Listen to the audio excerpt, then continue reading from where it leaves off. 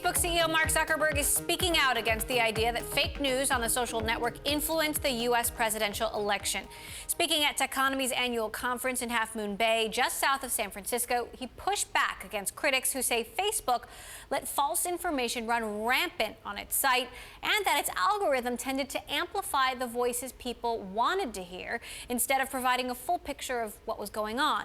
He told our Bloomberg contributing editor David Kirkpatrick that echo chambers aren't really a problem on the site. Take a listen. When it comes to newsfeed ranking, I actually think we're very transparent. Every time we add a new signal or make a change, we publish that, right? And we explain why we're doing it and what signal we're adding, and we bring people in to talk to them about it. So, that stuff is out there, and we'll continue to do that. I mean, that's a big part of what we do, and we take that seriously. I've seen some of the stories that you're talking about around this election.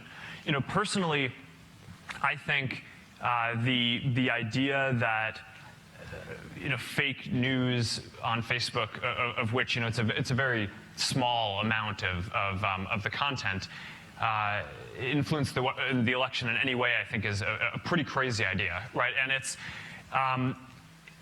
voters make decisions based on their lived experience, right? I mean, one part of this that I think is important is we really believe in people, right? And that they can, you don't generally go wrong when you trust that people understand what they care about and what's important to them, and you build systems that reflect that.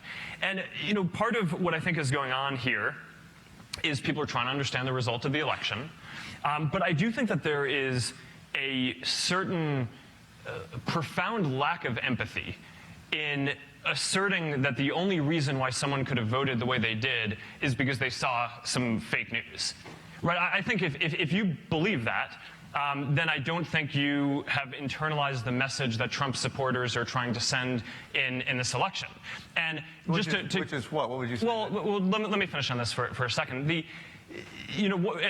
quickest way to, I think, refute the fact that this surely had no impact is, why would you think that there would be fake news on one side but not on the other? Yeah. Right? So, we study this. We know that it's a very small volume of anything. Hoaxes aren't new on Facebook, right? I mean, it's, there have been hoaxes on the internet, and there were hoaxes before, and we do our best to make it so that people can report that. And so that we can, as I said before, show people the most meaningful content that we can. But, I think that the idea that that had any impact in the election is I actually don't disagree with you on that, although it's interesting, several of the tech journalists who happen to be here today specifically mention it as something that's of concern to them right now, so I think they'll be glad you commented on it. But what about the idea of the filter bubble, which is a bigger concept that I think is one that people talk about all the time? I mean, I am something of a Facebook expert, as you know, and I'm often talking to people about Facebook, and I can't tell you how often they want to talk about this idea that they believe passionately that somehow it's distorting the way the world works. Well, look, we've studied this a lot because, you can imagine I really care about this, right? I want what we do to have a good impact on the world. I want people to have a diversity of information. So, this is why we study this stuff, to make sure we're having that positive impact. And for whatever reason, so all the research that we have suggests that this isn't really a problem. And I can go into that in a second. But for whatever reason, we've had a really hard time getting that out. But here's the historical analogy that I think is useful on this. If you go back, 20 years and look at the media landscape, there were a few major TV networks, right? In any given local area, there were a few major newspapers that each had an editorial opinion.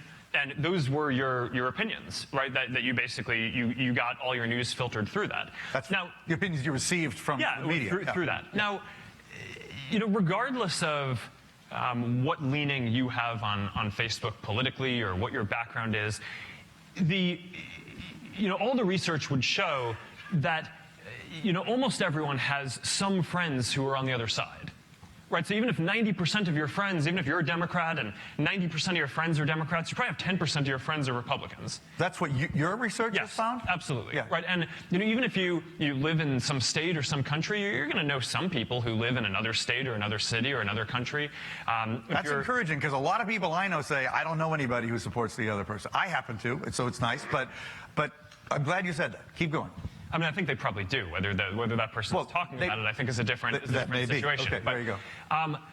So what we found, and you can go through everything. You can go through religion. You can go through ethnic background. Just all of these different things, and that kind of diversity is true. I mean, people tend to, even if in most cases or a lot of cases, the majority of someone's friends might fit their beliefs, there are always some who don't. And that means that the media diversity and diversity of information that you're getting through a social system like Facebook is going to be inherently more diverse than what you would have gotten from watching one of the 3 news stations and sticking with that and having that be your newspaper or your TV station 20 years ago.